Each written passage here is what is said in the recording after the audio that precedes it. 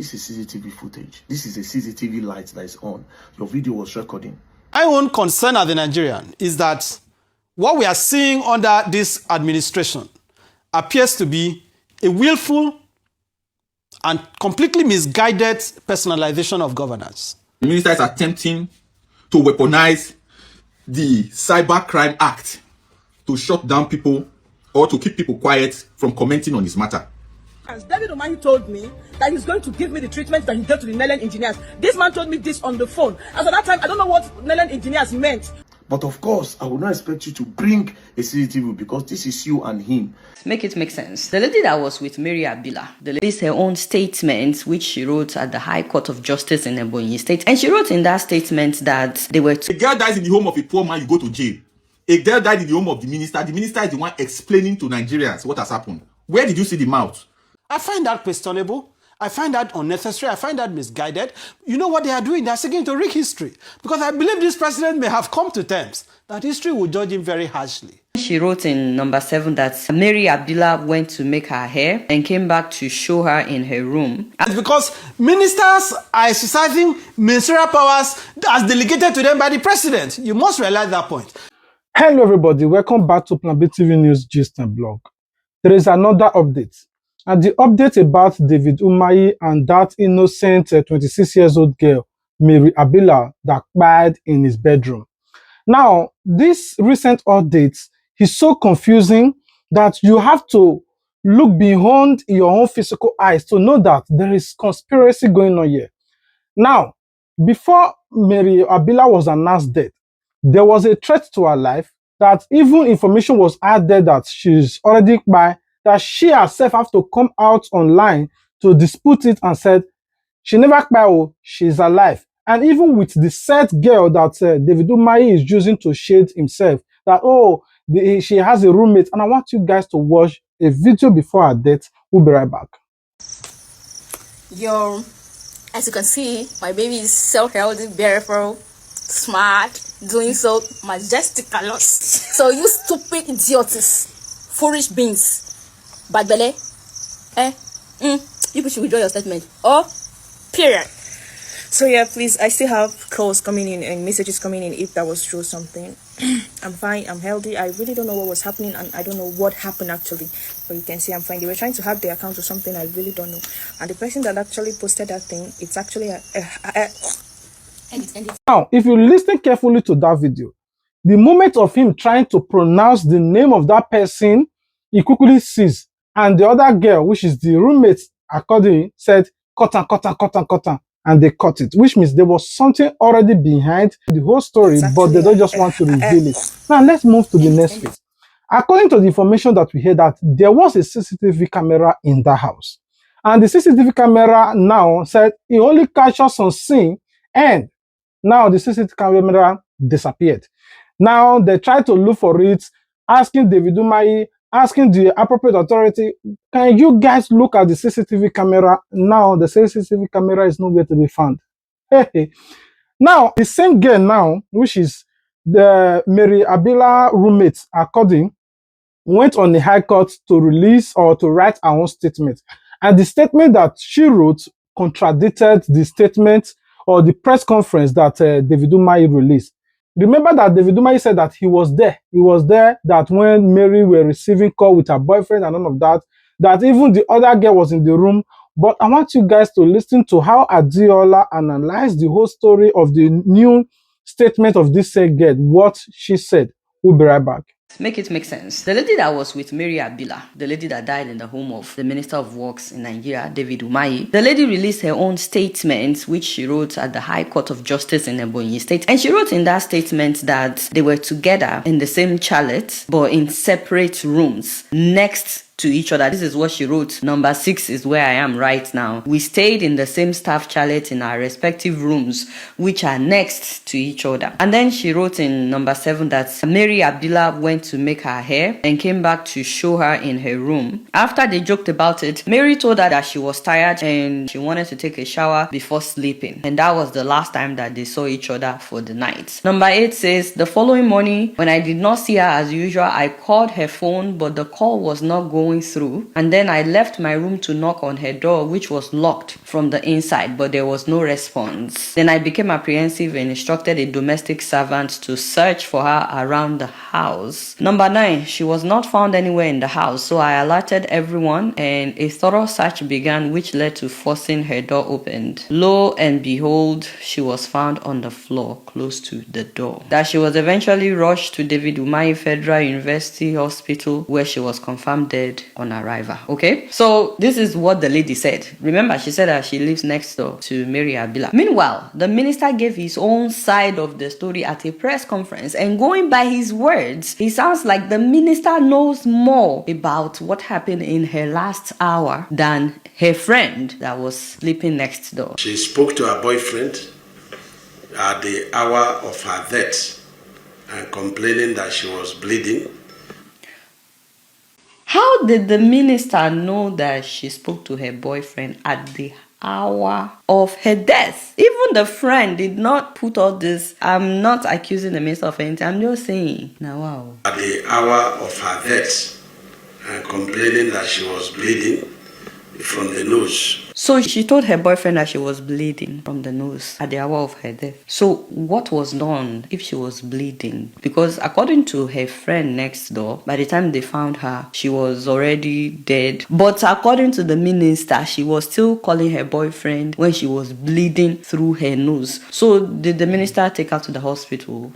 The boyfriend said, no, you have to report. You say it has stopped. So the boyfriend said, listen, I will not continue this conversation since you are bleeding. It will increase the bleeding.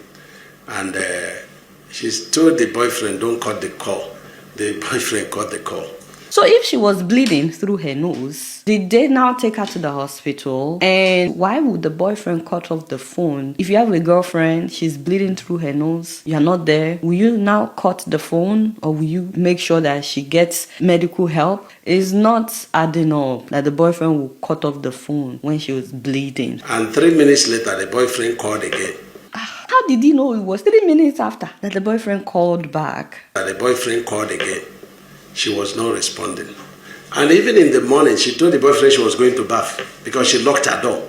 So even in the morning, when they broke the door and discovered her dead, the tap was still running. So maybe it was the boyfriend that told the minister all this. We don't know. But all I know is the minister happens to know a lot more than the lady next door to her room. He also said she was receiving treatment. There are medical records in Turkish hospital. The last one was on 5th of April, and it cost me 2.2 million. Records are there. I paid 2.22 million.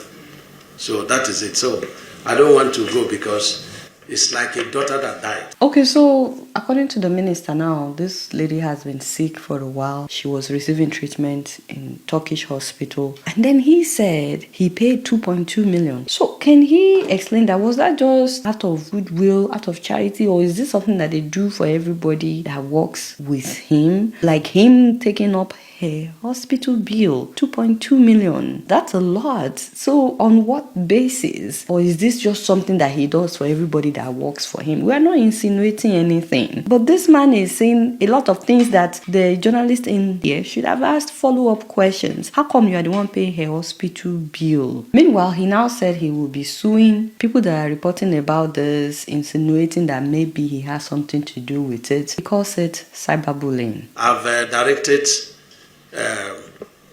my lawyers to get across to two, people on cyberbullying on this matter.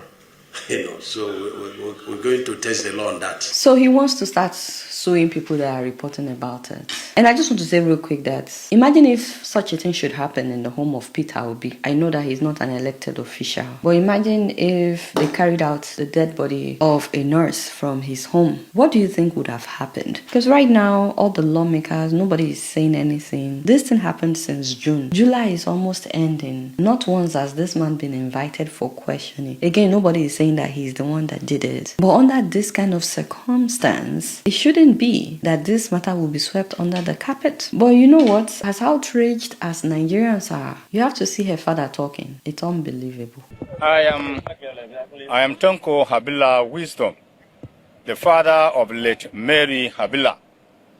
just as my barrister have just said, I don't have much to talk in this case. All that I want is the death of my daughter. We don't keep death of a little child up to so long, just like this. So that is why I'm here to say it once again and for all. I need the corpse of my daughter to take her for burial. That is what I'm standing on. That is why I said I don't want the autopsy. That's why I'm demanding the corpse of my daughter to go and bury her now. So basically, the father is saying that they don't want autopsy done, and he's asking that her body must be released so that they can bury her. A lot of people are saying this is strange. No, sir, if you are demanding for the cost to that autopsy, and his family are they not pressing charges because there are allegations that probably death will have been caused by some circumstances. So what is the position of the family on this matter? The position of the family in this matter is, I've just said, we are of the truth. We need the corpse of this daughter. We don't want that autopsy that they are talking about. Yes, sir. Are you suspecting anybody? I am not suspecting anybody because that can occur. Even as we are standing here, one can fall here now and die. So we are not suspecting anybody. It has happened. It has happened. Wow. The man standing next to them in the suit, did you hear him say something about pressing charges? So what is the position of the family on this matter?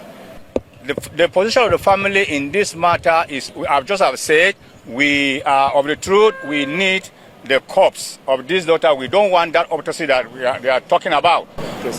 Yes, sir. Are you suspecting? I thought I heard we're not pressing charges, but he said something about not pressing charges. Yes, sir. I don't know who he is, but wow. I mean, as much as Nigerians are trying to fight for justice for Mary, when you listen to what the father said, you're just like, what? It is now the minister that is saying, no, they should do autopsy. And the family is like, no, we don't want autopsy. Anyways, I'm curious to know what you guys think is going on. Another thing that I want us to talk about is this how every government official gets a nurse and a physiotherapist attached to them? Because remember, we talked about how this lady was posted to the Ministry of Works. How she ended up having a room in his house still baffles me. Maybe there are people that can explain. Her friend, Anita, she says that she's the physiotherapist, that Mary was a nurse. My name is Anita Bake, colleague of late Mary HABILA. She's a nurse. I'm the physiotherapy here. She's a nurse. We have been working under the minister for so long, over 3 years. So does that mean that ministers all get a nurse, a physiotherapist? Do they also get a doctor? Because when you look at the situation of things now in Nigeria, the brain drain, we don't have enough doctors. We don't have enough nurses attending to people. I've seen people that I know personally that went to the ER at the general hospital and only one doctor was on duty. So why would a minister have a nurse in his house, have a physiotherapist in his... A physiotherapist is not someone that you just see every day unless you have an injury. Is there some kind of injury that the minister is dealing with that we are not aware of, that is making it impossible for him to do his work? So much so that a physiotherapist has to have a room in his house, so much so that a nurse had to have a room in his house. And does he also have a medical doctor assigned to him when we don't have enough doctors or nurses attending to the people? Honestly, we have to do something about the brain drain in Nigeria. It's gotten really bad. We don't have enough medical practitioners anymore. Not just that, the infrastructure is nothing to write home about. I don't know if you saw the video of the general hospital in Lagos that flooded. This thing happens every year. The flood happens every year. I know that anywhere can be flooded, but when it is now an annual event, that's no longer an accident. That's no longer being caused by nature. That is being caused by corruption. The fact that we have refused to do the needful. It shouldn't be. So let me know what you guys think about that. This girl knew a lot. She knew a lot about all of this. But no matter what happened, David Umahi should not be removed from the scene.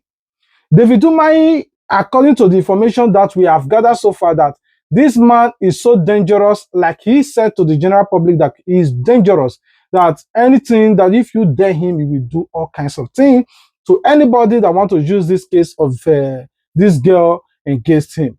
But we will not just talk about this girl without we looking back to what David Umahi have done before, when he was a governor, before he was a governor, and after he was a governor, now that he's a minister. How many of you remember this particular interview of Objective TV with this particular engineer wife, who they said her husband died mysteriously simply because her husband did not agree to be corrupted with David Umahi? I want you guys to listen to what the wife said. There's ongoing protests in Abuja.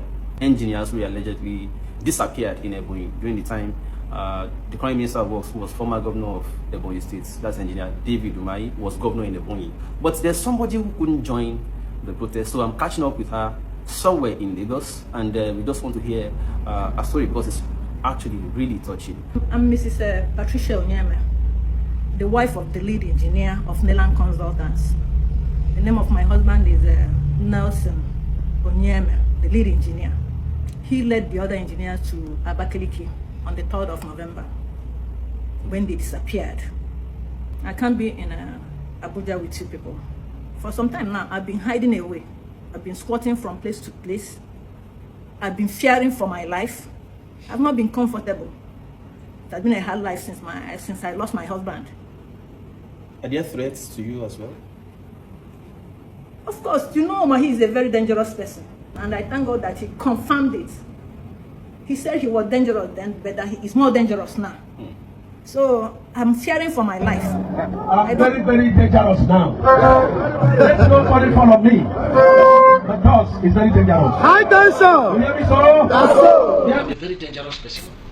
I don't feel comfortable at all. That's why, in fact, I had wanted to be in that protest. But I decided, I was advised to stay back. I can never forget it. While he was preparing for the trip, on the 2nd of November, 2021, he opened up. And then told me that Umahi told him that he was stubborn. He was stubborn. And that he should step back. The exact words he used was to take a back seat. He wasn't going to be a part of the project. That the word he said, he was being compelled to sign certificate of satisfactory completion on a job supervised by another contractor. Sign certificate of satisfactory completion on a job supervised by other contractors or engineers. That he should take a back seat. So he said he wasn't going to do it.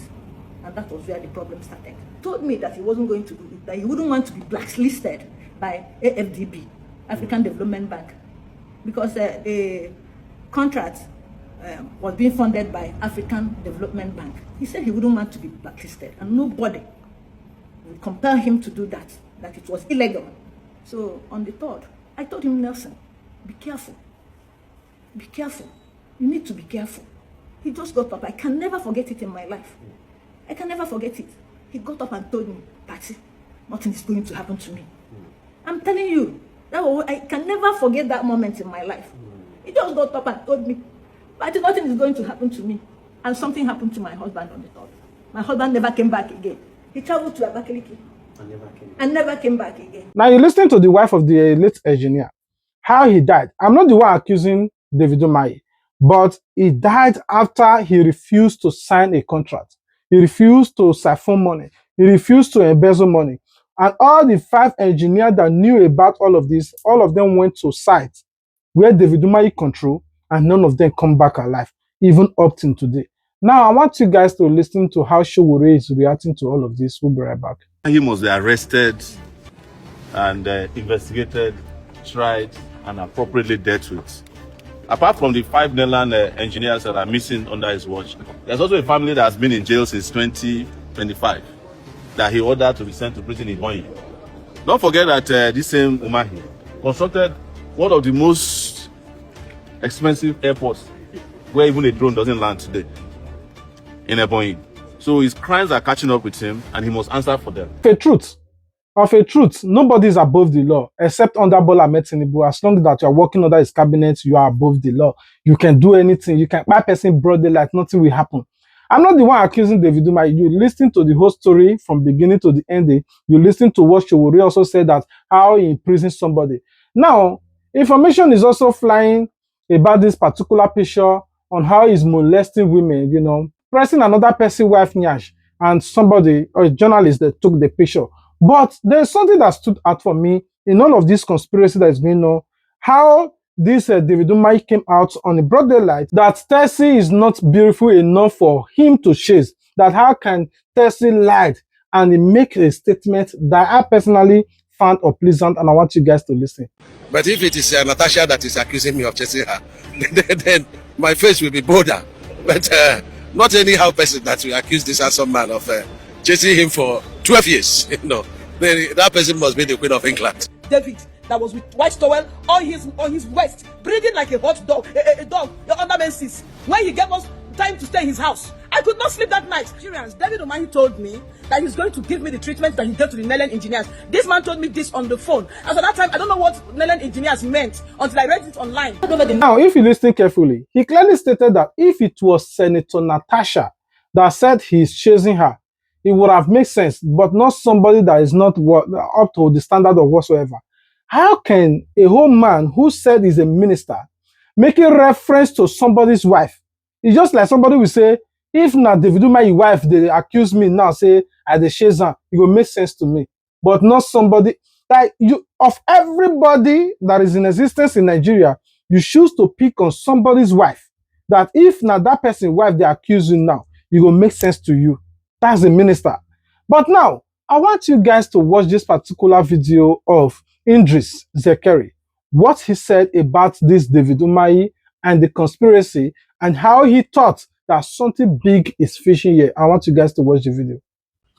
How come that the parents of a girl who died in controversial circumstances are swearing to affidavits, saying they do not want the diligent investigation of the death of that girl? Who told the parents of this girl that they have the right to say they don't want investigation? Who told them? That girl is now public property number one. And the public must establish the root cause of her death. It must be established beyond reasonable doubt, and that establishment must be made public. No matter who is involved. A poor man, if a girl dies in the home of a poor man, you go to jail. A girl died in the home of the minister is the one explaining to Nigerians what has happened. Where did you see the mouth? A minister is the one who is correcting the narrative around the death of that young girl. That the minister is attempting to weaponize the Cybercrime Act to shut down people or to keep people quiet from commenting on this matter. Mr. Minister, the freedom of speech is a constitutionally guaranteed right. A girl died in your house. There is no Cybercrime Act you can draw to stop the fact that a girl died in your house. If anything, you that is threatening people, you should be behind bars as we speak. This is not to say you are the cause of her death or you are involved in her death. That is for the police to establish. I cannot establish it. I'm not law enforcement. But if somebody dies in your house, you first of all must go in first. You must be arrested, investigated, and cleared before you can come out and speak. You must resign your position because you can use your position of influence to influence investigation. These are established protocols worldwide. Why is this our Fuji House of Promotion called the Federal Republic of Nigeria acting in the opposite of common sense? Why is it always Nigeria acting in the opposite of common sense, of reason, of wisdom? So you cannot tell us that anybody who speaks on it will do Cybercrime Act. We'll be waiting for you in court. After all of this accusation, up till now, we are still asking for the CCTV camera. They said, according to the insider, they say there is CCTV camera in the house. They want to see the CCTV camera. Now that our Baba said, oh, he was there in the room when the boyfriend called her. In fact, he even analyzed the full thing that the man said, or the boyfriend of the late Mary said, as if he was there. Now, he said that they live in the same room. That girl said, oh, they live in the same room. According to the next information now, according to her statement, that she lived opposite the room. It was in the morning that he knew that, oh, something happened. In all of these things that have tied David Umahi, he knew there was no way out. He quickly ran the Calabar Coastal Highway. Now, he went to rename it to Bola Ahmed Tinubu Highway in order to buy Bola Ahmed Tinubu loyalty. And I want you guys to watch how the Arrest TV News react to it. The government has officially renamed the Lagos-Calabar Coastal Highway as President Bola Ahmed Tinubu Coastal Highway. According to Minister of Works Dave Umahi, who made the announcement, his decision to do the renaming followed President Tinubu's long-standing commitment to the project. He added that the president also approved the dualization of another 400 kilometers of the east-west road, the reconstruction of the Lagos-Ibadan Expressway using reinforced concrete pavement, the completion of the abandoned Ibi Bridge in Taraba State, and the construction of the 5.76-kilometer Lao Bridge. Lawyer Inibehe F. Young joins us now to share his thoughts on this development. Good afternoon. Many thanks for joining us. Good afternoon. Thank you for having me. Of course. Now, we have seen different numbers about the number of public facilities that have been named after the president. Some put it at 6, some say it's 7, some say 9. But as a lawyer, is there any legal framework that governs how public infrastructure gets named? Or is this purely ministerial discretion with no checks? Thank you. So there are two ways to look at it. The first is there are public infrastructures or institutions whose names are statutory, that is derived from acts of parliament, where, for example, an institution of government is established. Parliament would normally assign a name to that institution. A case in point is the University of Lagos. When under President Goodluck Jonathan, there was an effort to rename it, I think after MKO HABILA, if I'm not mistaken, and that effort was resisted during the June 12, one of the June 12 anniversary under Jonathan. So that is because if you want to rename an institution whose name is by statute, you have to go through Parliament. There are, however, institutions and projects whose names are not statutory. In those instances, it is easier. The government can just simply ascribe a name to such projects or such institutions. My own concern as a Nigerian is that what we are seeing under this administration appears to be a willful and completely misguided personalization of governance. To begin with, these projects are funded with taxpayers' money. They are projects that are budgeted for. They have undergone the process of legislation in terms of the appropriation process. So when public funds are used for public projects, it is only commonsensical that the names should have some bearing to the public. That is why this road was named Lagos-Calabar Coastal Road. In other words, this is supposed to be a coastal road connecting Lagos and Calabar. So that makes a lot of sense. But if you are now saying that it is no longer a road connecting Lagos and Calabar, it is now a road connecting Lagos and Tinubu, and you want to rename it Bola Ahmed Tinubu Coastal Road, some logic has to be offered for it. But this is not isolated. Fair enough. As you have rightly noted, we are seeing a pattern, and that is where some of us are concerned, that this is becoming purely egoistic, that several public institutions and projects are being renamed after the president. You have the library in the National Assembly being renamed after the president. You have the immigration renaming one of the infrastructure after the president. You have roads in Abuja being renamed by the Minister of the FCT after the president. If you are a president that believes that you have really served the Nigerian public, you should allow history to judge you. Well, Inibehe, let me, for the sake of time, interrupt. Okay. So for the individuals or citizens or any civic group who feels as though they want to challenge this executive decision to rename the coastal road, as a lawyer, could you give some advice in court? What are the legal grounds that a suit could be raised? Except, I started on that foundation to say that if the names have statutory backing, that is, Parliament has said this is the name that this institution, infrastructure or project is to bear. You cannot through executive fiat rename such institutions or projects. But where there is no statutory backing to the name, the executive arm of government has the discretion to rename it. The point we are making as Nigerians is this renaming in the public interest? What is the rationale behind it? For example, you are renaming a library, of all places, the National Assembly, after a president that has really not done so much for education. Okay, let me go back.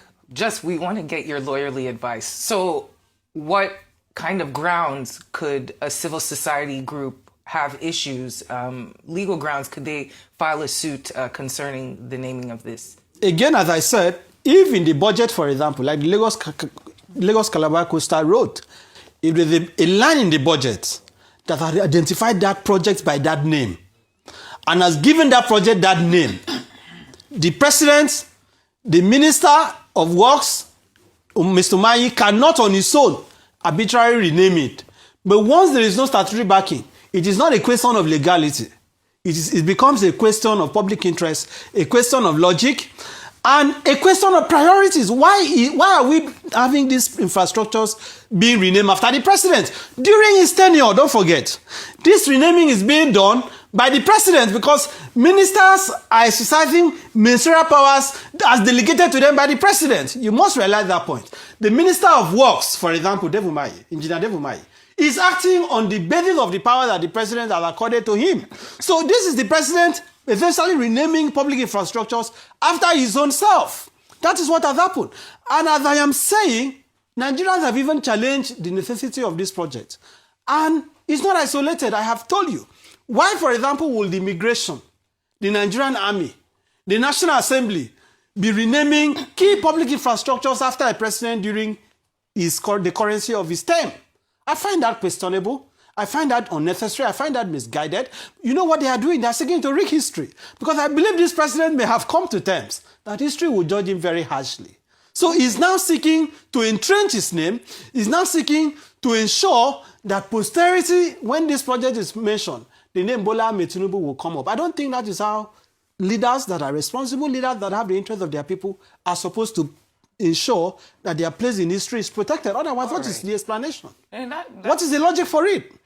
Some critics are calling this sycophancy dressed as commemoration and also quite suspicious of the timing since we're in election season. Yes. So it's a case of, do you think that this can be categorized as sycophancy? Or how would you categorize this if you could? Of course, it's unbridled sycophancy. I mean, what else? Because it's not a competition between appointees of the president and federal institutions. Who is going to please the president the more? The Minister of Works says, oh, I have now done my own renaming. Mm-hmm. Right? The Minister of FCT says, oh, I did before you. Oh. So I will not be surprised. The Minister of Education will be going through institutions now. Which one should I rename after Bola Ahmed Tinubu? And before you know, the Minister of Economy will be looking for agencies within his own ministry to rename after the president. Sure. It has become a competition of sycophancy, a competition to please the president. The part that worries me are institutions that ordinarily ought to be independent. Why do we have the National Assembly rename a portion of their infrastructure after the president? Well, why? Let me just ask you this before you leave. The construction of this coastal highway has led to a lot of property demolitions that have been widely publicized and compulsory land acquisitions along that corridor. How does the renaming controversy intersect with the ongoing legal obligations of the federal government regarding fair compensation under the Land Use Act? The law is clear. Expropriation, if you look at the provisions of Section 43 and 44 of the Constitution, and the provisions of the Land Use Act of 1978, for the government to take, because land throughout the Federation is owned by the people. The governors only hold it in trust for the people. And in the FCT, the president or the minister of the FCT. So for government to have access to use any land, it has to be for overriding public interest or for public purpose. But you cannot do that without payment of adequate compensation. That is what the Constitution has said, and I've cited the provisions to you. So the renaming does not affect, it does not alter the constitutional obligation of the government to pay adequate compensation to the owners, to those that have developments of those lands, or those that have legal claim to the lands that are being used for the Lagos-Calabar Coastal Highway, which, to my mind, I have never understood the logic behind it. At the time that the government is grappling with economic crisis, at the time that we are borrowing to repay, to refund our indebtedness, at the time that the government is almost running on a deficit, why are we dissipating trillions? Without transparency, don't forget, the man that has been, the company that has been awarded this road project is one whose antecedents has been called to question. So when you look at it in the light of the renaming, the way we are going, given how dubious, and I use that word intentionally and responsibly, the National Assembly changed our national anthem within 24 hours. We may wake up tomorrow and become Federal Republic of Bola Ahmed Tinubu.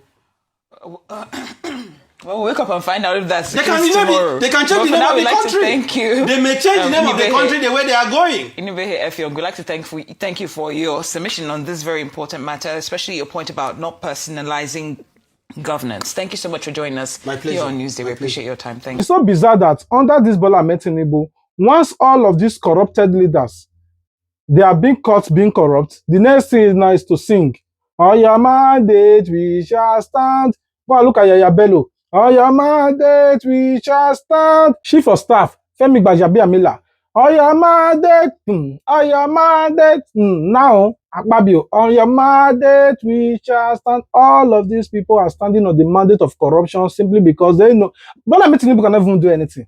He cannot even do anything because, God, there's another story we are going to narrate so that you all know that this Bola Ahmed Tinubu, anyway, this hurts. News that the missing engineers are dead and buried. Nobody contacted any member of my family. I've been in touch with the governor. Nobody contacted us. I was in shock. I was in pain. My children also had it over the social media. Because of that, I contacted the governor again and told him to confirm it. I wanted to hear it from the horse's mouth. I wanted a confirmation from him. And then on December 1st, he retracted it. He retracted what he said. The day we went to government house, all the women were crying. Even I myself, I cried.